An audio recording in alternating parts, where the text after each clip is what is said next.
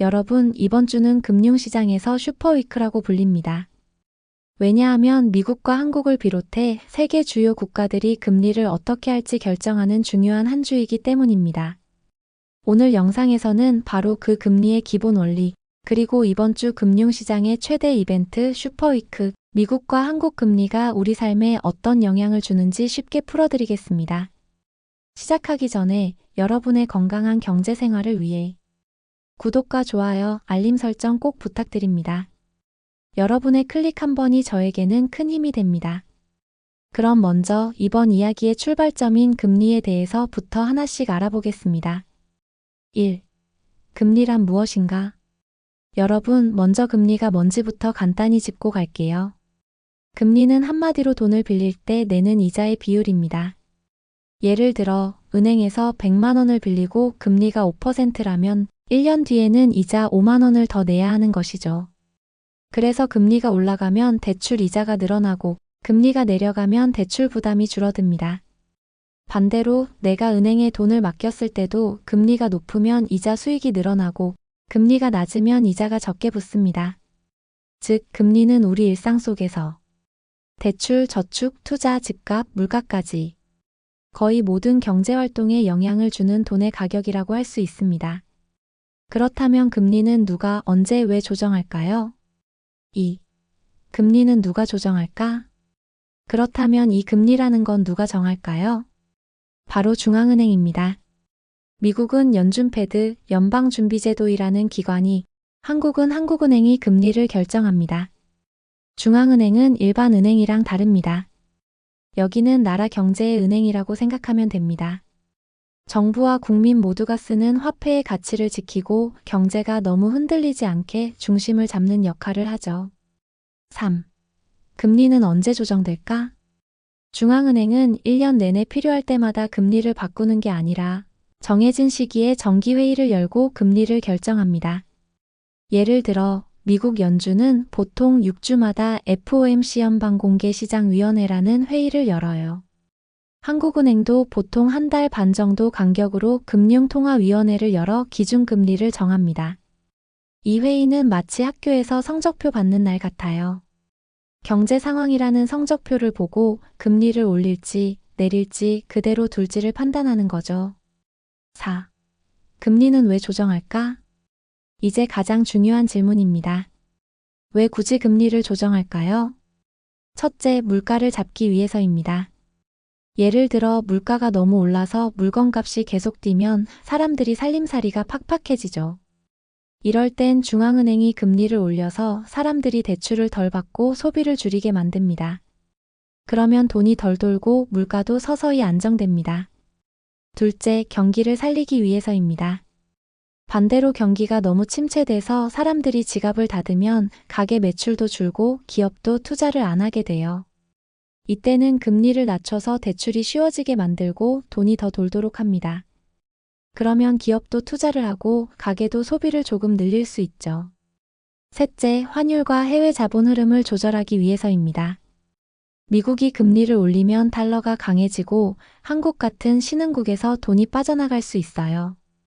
그래서 한국은행도 때에 따라서는 금리를 올려서 외국 자본이 빠져나가지 않도록 방어하기도 합니다. 즉, 금리는 단순히 숫자가 아니라 물가, 경기, 투자, 고용을 조절하는 가장 강력한 경제 도구라고 할 수 있습니다.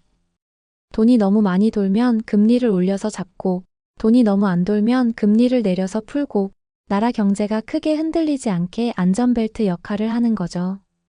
그러니까 뉴스에서 금리 인상, 금리 동결, 금리 인하가 나올 때마다 이건 그냥 숫자 얘기가 아니라 내 지갑과 생활비, 대출, 심지어 집값까지 연결된 문제라는 걸 꼭 기억해 두셔야 합니다. 이제 금리가 무엇인지는 머릿속에 정리가 되셨죠? 그렇다면 전 세계가 주목하고 있는 슈퍼위크에 대해 살펴보겠습니다. 1. 슈퍼위크의 의미. 슈퍼위크라는 말은 요 며칠 경제 뉴스에서 계속 나오는데 이름 그대로 아주 중요한 한 주라는 뜻이에요. 슈퍼위크는 단순히 바쁜 주간을 말하는 게 아닙니다. 세계 주요 중앙은행들이 동시에 금리 결정을 내리고 중요한 경제 지표들이 줄줄이 발표되는 주간을 뜻합니다. 즉, 돈의 흐름과 가격을 바꾸는 핵심 이벤트들이 한꺼번에 몰려있는 기간이죠. 경제를 스포츠에 비유하면 평소는 일반 리그 경기라면 슈퍼위크는 챔피언스 리그 결승전 같은 겁니다. 결과에 따라 세계 금융시장이 크게 흔들리고 전 세계 투자자들이 긴장하며 지켜봅니다. 2. 왜 슈퍼위크가 중요한가? 예를 들어 미국 연준이 금리를 올릴지 내릴지 결정하는 회의가 열리고 같은 주에 한국은행도 기준금리를 정하고 여기에 유럽중앙은행, ECB나 일본은행, BOJ의 회의까지 겹친다면 어떨까요? 거기에 미국 고용지표, 물가지수 같은 빅 이벤트까지 발표된다면? 이 모든 결과가 한 주에 나오면 금융시장은 하루하루가 롤러코스터처럼 요동칩니다. 환율, 주식, 채권, 원자재 가격이 동시에 출렁이고 심지어 일반 가계의 대출이자와 생활비까지 영향을 받게 되죠. 실제로 과거 슈퍼위크 때는 세계 시장이 크게 흔들린 적이 많습니다. 미국에서 고용지표가 예상보다 나쁘게 나오자 달러 가치가 급락했던 주간, 연준과 한국은행이 같은 주에 서로 다른 방향의 결정을 내리면서 원달러 환율이 크게 출렁였던 사례, 유럽과 일본의 정책 발표가 겹쳐서 전 세계 증시가 동반 상승 하락했던 경우 등. 이처럼 슈퍼위크는 단순한 뉴스거리가 아니라 글로벌 경제의 성적표와 향후 방향을 동시에 확인하는 주간이 되는 겁니다. 그렇다면 우리 같은 일반 사람들에게는 어떤 의미가 있을까요? 슈퍼위크 이후에는 은행 대출 금리가 바뀔 수 있고 주식 부동산 시장 분위기가 달라질 수 있으며 환율 변동으로 해외여행이나 수입 물가에도 영향이 옵니다. 즉 슈퍼위크는 뉴스에 나오는 거창한 말 같지만 사실은 우리 가계부, 지갑, 생활비와 아주 밀접하게 연결되어 있는 사건입니다. 슈퍼위크의 중심에는 언제나 미국 금리가 있습니다. 미국의 결정이 곧 한국을 포함한 전 세계 금융시장에 영향을 주기 때문이죠. 이제 미국 금리가 어떻게 움직이고 있는지 살펴보겠습니다. 1. 미국 금리의 현재. 지금 미국의 기준금리는 연 4.5% 수준입니다. 이 수치는 그냥 숫자가 아니라 전 세계 금융시장의 기준점 역할을 합니다. 왜냐하면 미국 달러는 전 세계에서 가장 많이 쓰이는 화폐이기 때문이에요. 그래서 미국 금리가 어떻게 움직이느냐에 따라 다른 나라들의 금리, 환율, 투자까지 줄줄이 영향을 받습니다. 쉽게 말해 미국 금리는 세계 경제의 리모컨 같은 역할을 하고 있다고 보시면 됩니다. 3. 금리를 내리면 생기는 변화. 만약 미국이 금리를 내린다면 어떤 일이 벌어질까요? 달러 약세 금리가 낮아지면 달러 가치는 떨어집니다. 해외여행이나 수입 물가에는 유리할 수 있어요. 주식 채권 시장 활기 기업들이 돈을 더 싸게 빌려 투자할 수 있고 투자자들도 금리가 낮아지면 주식과 채권으로 자금이 몰립니다. 세계 자본 이동 다른 나라들도 금리를 내릴 명분이 생기거나 반대로 미국 금리 인하로 자본이 신흥국으로 더 많이 흘러갈 수 있습니다. 4. 금리를 내리지 못하는 이유. 하지만 금리를 내린다고 다 좋은 건 아닙니다. 만약 너무 빨리 내리면 다시 물가가 뛰어오를 수 있어요. 특히 유가나 원자재 가격이 오르면 인플레이션이 재점화될 수 있죠. 그래서 연준은 조심스럽게 고민합니다. 지금 금리를 내려서 경기를 살려야 할까? 아니면 조금 더 버텨서 물가가 확실히 잡힐 때까지 기다려야 할까? 이런 선택을 하는 게 바로 이번 슈퍼위크의 핵심 중 하나입니다. 5. 우리와의 연결고리. 이 모든 게 한국과 우리 생활에도 영향을 줍니다. 미국이 금리를 내리면 달러가 약해져서 원화가 강세를 보일 수 있고 해외여행 수입 물가가 조금 낮아질 수 있습니다. 하지만 미국이 금리를 동결하거나 생각보다 천천히 내린다면 한국은 한미 금리 차이를 더 신경 써야 합니다. 결국 우리의 대출이자, 물가, 투자 환경까지 미국 금리 결정에 따라 크게 달라지는 거죠. 6. 정리. 정리하면 미국 금리는 단순히 미국만의 문제가 아닙니다. 달러가 전 세계 통화의 기준이다 보니 미국의 한마디가 곧 세계 경제의 방향을 바꾸는 신호가 되는 겁니다. 그래서 투자자, 기업, 일반 가게까지 모두가 미국 금리에 눈과 귀를 쫑긋 세우는 것이죠. 그런데 미국 금리 이야기를 할 때 빼놓을 수 없는 인물이 있습니다. 바로 트럼프 대통령입니다. 그는 왜 이렇게 연준과 파월 의장을 향해 금리 인하를 요구하는 걸까요? 이번에도 트럼프의 경제 공약 핵심은 미국 경제를 더 빠르게 성장시키고 일자리와 제조업을 살리겠다입니다. 하지만 현재 미국은 여전히 높은 금리와 둔화되는 고용시장, 완전히 잡히지 않은 물가라는 복합적인 상황에 있습니다. 트럼프의 입장 1. 경기 부양 앤드 성과 과시. 취임 첫 해부터 내 덕분에 경제가 살아났다라는 메시지를 내세우고 싶습니다. 금리를 내리면 기업 투자가 늘고 소비가 살아나면서 단기적으로 경기가 좋아 보일 수 있죠. 2. 주식시장 상승 기대. 트럼프는 주식시장을 자신의 성과로 자주 강조해왔습니다.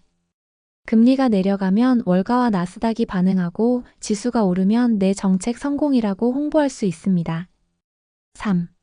재정 부담 완화. 현재 미국 정부는 막대한 부채를 안고 있습니다. 금리가 높으면 국채 이자 부담이 눈덩이처럼 불어나는데 금리를 내리면 재정 운용에 숨통이 트입니다. 4. 글로벌 경쟁 대응. 중국, 유럽 등 다른 나라들과 경쟁에서 달러가 너무 강하면 수출 기업이 힘들어집니다. 금리를 내리면 달러가 약해지고 미국 기업들의 해외 경쟁력이 올라갑니다. 파월과 연준의 입장. 하지만 파월과 연준은 여전히 물가 안정과 경제 균형을 우선시합니다. 미국의 물가가 완전히 잡힌 게 아니라서 너무 빨리 금리를 내리면 다시 인플레이션이 튀어나올 위험이 있습니다. 따라서 연준은 서두르지 않겠다는 입장을 유지하면서 트럼프의 압박을 정면으로 받는 상황입니다. 쉽게 정리하면 트럼프는 당장 경기를 살려서 내 성과로 만들겠다 는 입장이었고 파월은 경제는 단거리 달리기가 아니라 장거리 경기다. 물가 안정이 먼저다라는 입장이었습니다. 그래서 트럼프는 계속 파월을 압박했지만 파월은 독립성을 지키며 신중하게 금리 정책을 가져갔던 거죠. 미국 금리와 정치적 갈등까지 살펴봤습니다. 그럼 이번에는 우리 생활에 직접적인 영향을 주는 한국 금리 상황을 정리해 보겠습니다. 1. 한국 금리의 현재. 지금 한국은행의 기준금리는 연 2.5% 수준입니다. 미국의 기준금리가 4%대 중반이니까 두 나라 금리 차이가 크게 벌어져 있죠. 이 차이는 단순한 숫자가 아니라 외국 자본이 한국에 들어올지 나갈지를 결정짓는 중요한 기준이 됩니다. 쉽게 말해 미국 은행에 돈을 맡기면 더 높은 이자를 주는데 굳이 한국에 돈을 두고 싶을 이유가 줄어드는 겁니다. 그래서 한국은행은 늘 미국 금리를 신경 쓰면서 국내 상황까지 고려해 기준금리를 정하게 됩니다. 2. 한국은행이 처한 딜레마. 그렇다면 한국은행은 왜 금리를 쉽게 올리거나 내리지 못할까요? 이유는 크게 세 가지입니다. 첫째, 가계부채 부담. 한국은 전 세계적으로도 가계부채 비율이 높은 나라입니다. 집을 살 때, 생활비를 마련할 때 대출을 많이 쓰다 보니 금리가 오르면 이자 부담이 바로 가계에 직격탄이 됩니다. 만약 금리를 미국처럼 높게 올리면 대출이자 폭탄 때문에 가계가 흔들릴 수 있죠. 둘째, 경기 둔화. 한국은 수출로 먹고 사는 나라입니다. 그런데 세계 경기가 둔화되고 반도체 같은 주력 산업이 흔들리면 국내 경기도 약해집니다. 이럴 때 금리를 올리면 기업이 돈 빌려 투자하는 게 더 어려워지고 경기가 더 위축될 수 있습니다. 셋째, 물가 관리. 반대로 금리를 너무 낮추면 물가가 뛰어오를 수 있습니다. 특히 원자재나 식품 가격이 오르면 생활비가 올라 국민들이 체감하는 부담이 커집니다. 그래서 한국은행은 물가를 잡으면서도 경기를 너무 죽이지는 않아야 한다는 고민을 늘 안고 있습니다. 3. 한미 금리 차이의 문제. 현재 미국과 한국의 금리 차이는 역대급 수준입니다. 이게 왜 문제일까요? 외국인 투자자 입장에서 보면 미국에 돈을 두면 높은 금리의 안전한 달러 자산을 보유할 수 있고 한국에 두면 낮은 금리에 더해 원화 환율 리스크까지 부담하게 됩니다. 당연히 돈은 더 안전하고 이익이 큰 곳으로 흘러가겠죠. 그래서 한국에서 외국 자본이 빠져나가면 원화 가치가 떨어지고 원달러 환율이 상승하게 됩니다. 결국 수입 물가가 올라서 우리 생활비에도 영향을 줍니다. 4. 우리 생활과의 연결. 한국 금리는 뉴스에서만 나오는 딱딱한 숫자가 아닙니다. 대출이 있는 분들 금리가 조금만 움직여도 매달 내야 하는 이자가 달라집니다.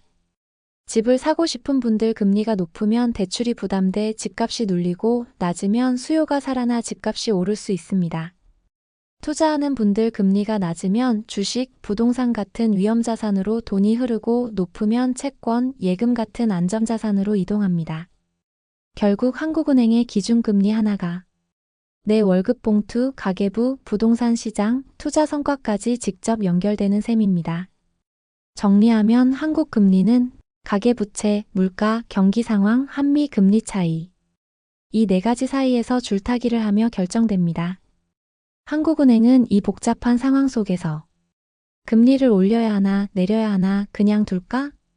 늘 고민하며 신중하게 움직이는 겁니다. 그래서 뉴스에 나오는 한국은행 금리 발표는 단순히 숫자가 아니라 우리 생활과 직결되는 중요한 신호라고 할 수 있습니다. 이처럼 금리는 미국이든 한국이든 숫자 이상의 의미를 가지고 있습니다. 마지막으로 금리를 이해하는 게 왜 우리 삶에서 꼭 필요한지 함께 정리해 드리겠습니다. 여러분, 자본주의 사회에서 정말 중요한 건 바로 돈이 어떻게 움직이는지 아는 겁니다. 그 핵심에 금리가 있죠. 금리를 이해하면 단순히 이자 계산을 넘어서 경제의 흐름과 내 삶의 방향까지 읽을 수 있습니다. 혹시 지금 한 번에 다 이해가 안 되셨나요? 괜찮습니다. 이 영상을 다시 보시고 또 반복해서 듣다 보면 금리에 대해서는 분명히 감이 잡히실 거예요. 절대 늦지 않았습니다. 이제라도 배우고 이해하면 충분히 내 돈을 지킬 힘을 갖게 되실 겁니다. 그리고 더 나아가 언젠가 자녀나 손주에게 금리가 뭔지, 왜 중요한지를 차분히 설명해 줄 수 있는 지혜로운 어른이 되실 수 있습니다. 저는 그 길을 함께 응원하겠습니다. 여러분, 오늘도 잘 오셨습니다.